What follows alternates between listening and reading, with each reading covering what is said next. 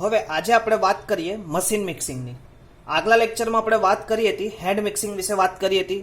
તો કે hand mixing ક્યાં યુઝ થાય કે સ્મોલ અને ઇમ્પોર્ટન્ટ જોબ હોય યુની ઇમ્પોર્ટન્ટ, તો એવી જગ્યાએ તમે હેન્ડ મિક્સિંગનો યુઝ કરી શકો. હેન્ડ મિક્સિંગ કેવી રીતે કરવું એની સંપૂર્ણતઃ પ્રોસેસનું આપણે શું કર્યું હતું, આપણે સમજ્યા હતા અને એનું આપણે લર્ન કર્યું હતું. હવે આજે આપણે સમજવું છે મશીન મિક્સિંગ, મશીન દ્વારા મિક્સિંગ. હવે તમે બધા નજીકમાં જોયું હશે, મોસ્ટલી અત્યારે તમે જે જોવો છો એ કયું છે, મશીન મિક્સિંગ છે. એટલે તમે જોઈ પણ શકો છો અને ઘણી વખત તમે જોયું પણ હશે. હવે આ મશીન મિક્સિંગ વિશે વાત કરતા પહેલા સૌથી પહેલા આપણે જોઈએ કે મશીન મિક્સિંગ કઈ જગ્યાએ યુઝ થાય. તો કે એની વિશે તમને વધારે ખ્યાલ હશે તો કે બિગ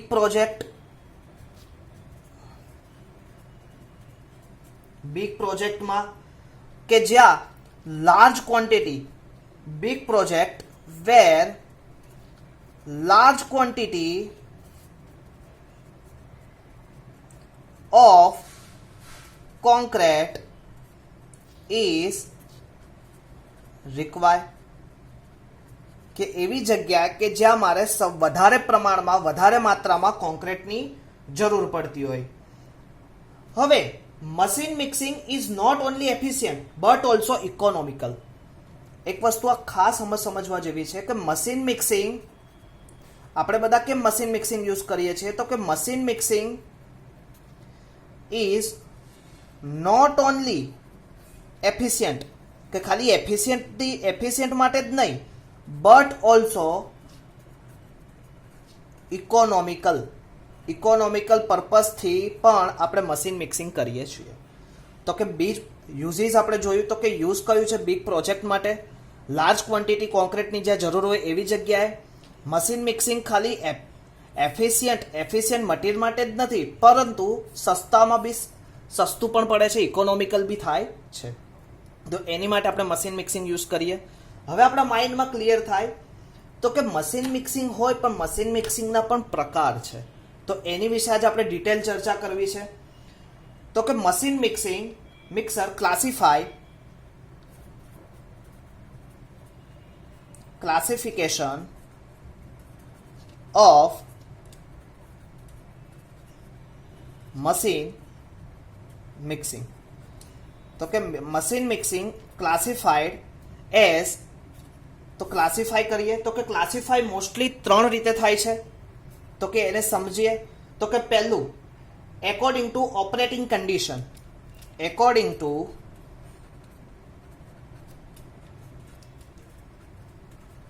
ઓપરેટિંગ કન્ડિશન. સેકન્ડ થાય છે according to principle of mixing. According to principle of mixing. અને last according to condition of use. According two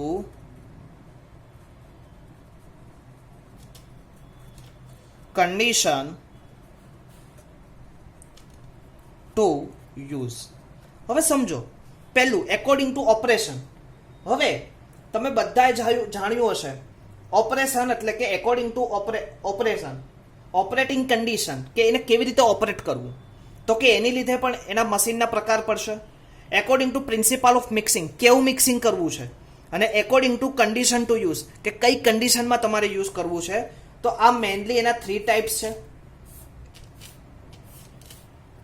આ તો હજી ના મુજબ આપણે એના ટાઈપ્સ કર્યા, પણ એમાં પણ હવે તમે જોઈ શકો છો તો કે એમાં પણ તમને તમારી માટે કહું, એકોર્ડિંગ ટુ ઓપરેટિંગ કન્ડિશન હોય તો એમાં આપણે 2 પ્રકારે મિક્સિંગ કરીએ છીએ. એક કરીએ છીએ બેચ મિક્સિંગ અને સેકન્ડ કરીએ છીએ આપણે કન્ટિન્યુઅસ મિક્સર.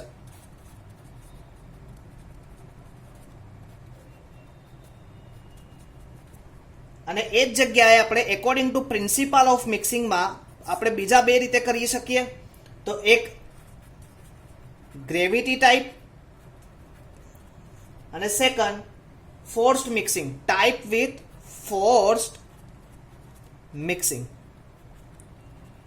તો કે આપણા માઇન્ડમાં ક્લિયર થવું જોઈએ.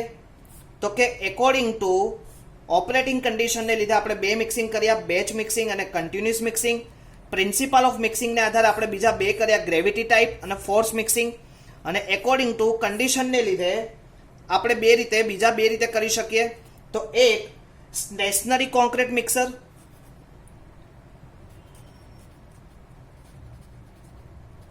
સ્ટેશનરી કોન્ક્રીટ મિક્સર અને બીજું portable concrete mixer, portable concrete mixture. તો કે ફરીથી તમને જાણવા માટે કહું, મોસ્ટ એમપી ક્વેશ્ચન અને બહુ યુઝફુલ ક્વેશ્ચન છે નોલેજ માટે, કે ક્લાસિફિકેશન ઓફ મશીન મિક્સિંગ.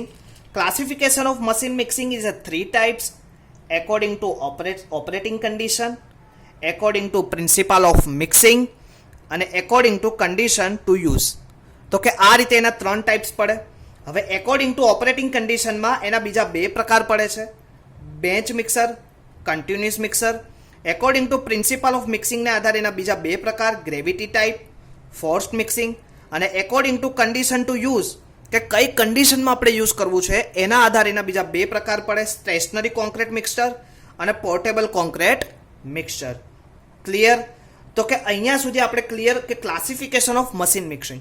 હવે બેચ મિક્સર વિશે હું તમને માહિતી આપું કે બેચ મિક્સર એટલે કે તમે ઘણી વખત સાઈડ ઉપર જોયું હશે કે એક બેન્ચમાં મટીરિયલ બનતું હશે. તો કે પહેલાં આખું ગોળાની અંદર મટીરિયલ થઈ જાય, આખું એનું રિવોલ્યુશન થઈ જાય, રિવોલ્યુશન કરીને જમણી બાજુ મટીરિયલ પડે, તો ત્યાં સુધી એની એક બેન્ચ થઈ. એ જ રીતે પછી બીજી બેચ, એવી રીતે ત્રીજી બેચ, ચોથી બેચ, પાંચમી બેચ, એવી રીતે જ્યાં સુધી આપણે જરૂર હોય ત્યાં સુધી એની બેન્ચો બહાર પાડીએ. જેવું આપણું ધાબુ ભરાય જાય એવું આપણે બંધ કરી દઈએ. એ જ જગ્યાએ ઘણી વખત કોઈ લાંબુ કામ હોય તો આપણે શું કરીએ, કન્ટિન્યુઅસલી મિક્સર એટલે કે 24 hours આપણે શું કરીએ છીએ, એ મિક્સરને આપણે ચાલુ રાખીએ છીએ. That is called continuously mixer. Clear? હવે બેન્ચ મિક્સરમાં એની કેપેસિટીને આધારે બેન્ચ મિક્સરમાં છે ને એની કેપેસિટી એટલે કે IS 17. હવે યાદ રાખજો ફરીથી, બેન્ચ મિક્સર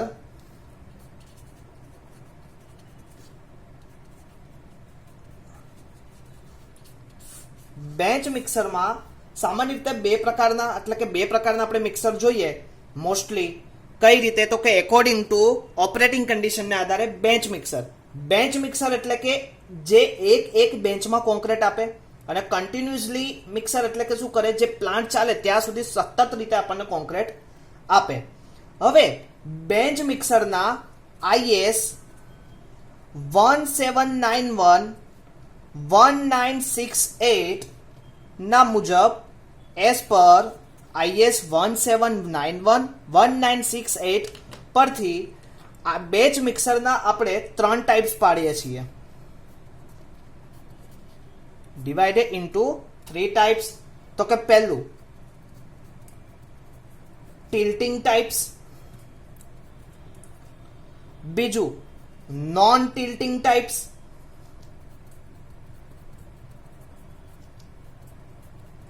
અને લાસ્ટ રિવર્સિંગ ટાઈપ.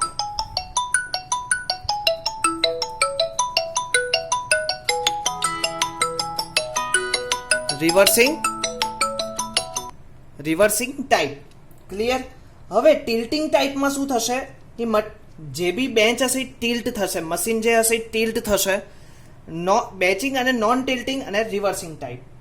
હવે આજે આપણે જોવું છે કે આ તો આપણે બેન્ચના મિક્સર જોયા કે ટોટલ બેન્ચ મિક્સર કેટલા ટાઈપ્સના હોય, ટિલ્ટિંગ ટાઈપ, નોન ટિલ્ટિંગ ટાઈપ અને રિવર્સિંગ ટાઈપ. તો કે આપણે ટોટલ એના 3 ટાઈપ્સ IS પર IS 1791 પ્રમાણે. ક્લિયર? હવે આપણે જોવું છે મિક્સિંગ ટાઈમ, કે સર આપણે જે રિવોલ્યુશન કરીએ મશીનમાં તો કે એનો મિક્સિંગ ટાઈમ કેટલો હોવો જોઈએ.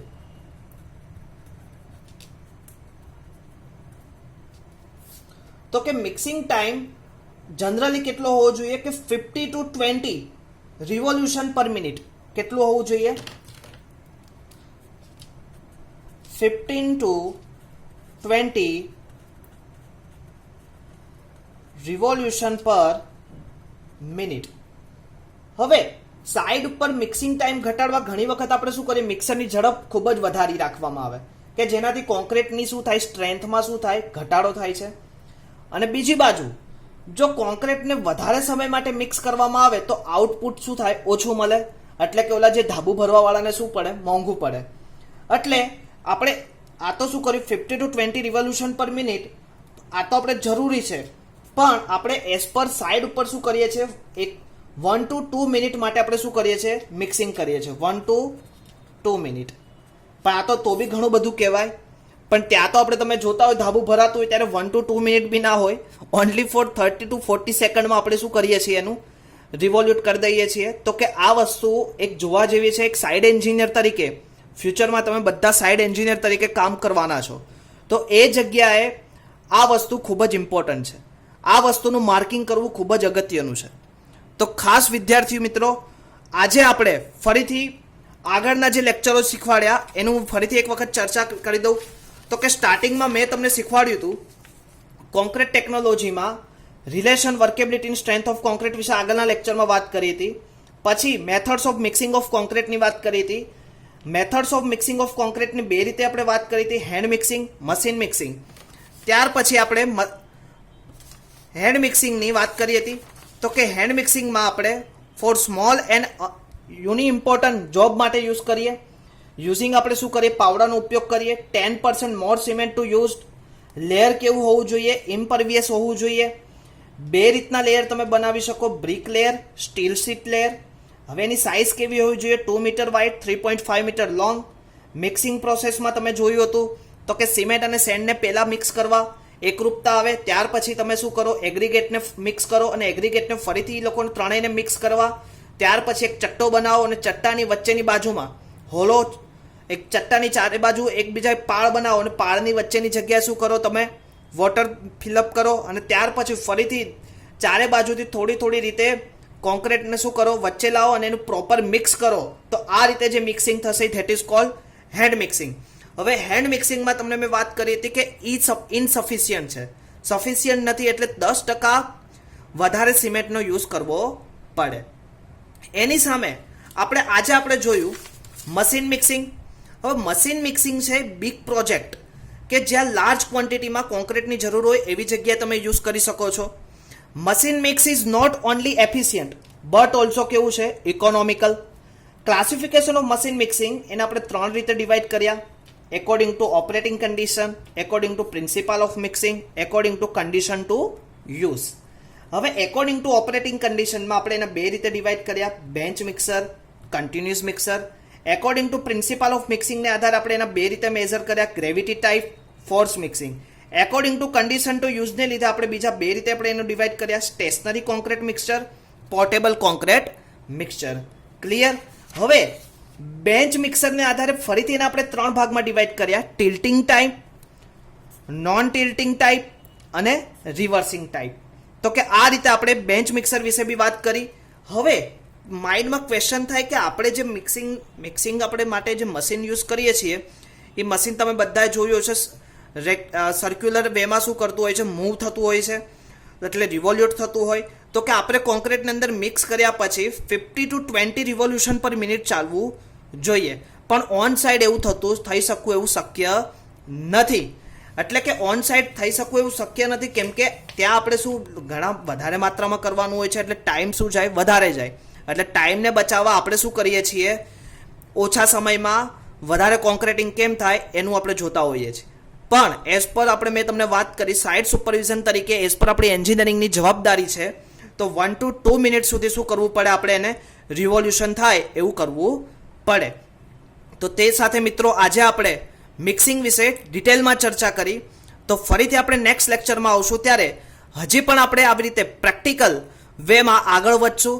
ત્યાં સુધી ફરીથી તમારા લેક્ચરને રિવાઇઝ કરો. કોઈ ક્વેરી હોય તો મને મોકલો. મારો ઈમેલ આઈડી પણ છે અને મારો મોબાઈલ નંબર પણ છે, તો તે દ્વારા શું તમને હું ક્વેરીનું સોલ્યુશન કરી શકું. તો ફરીથી આપણે મિત્રો સાથે મળશું. Thank you all of you.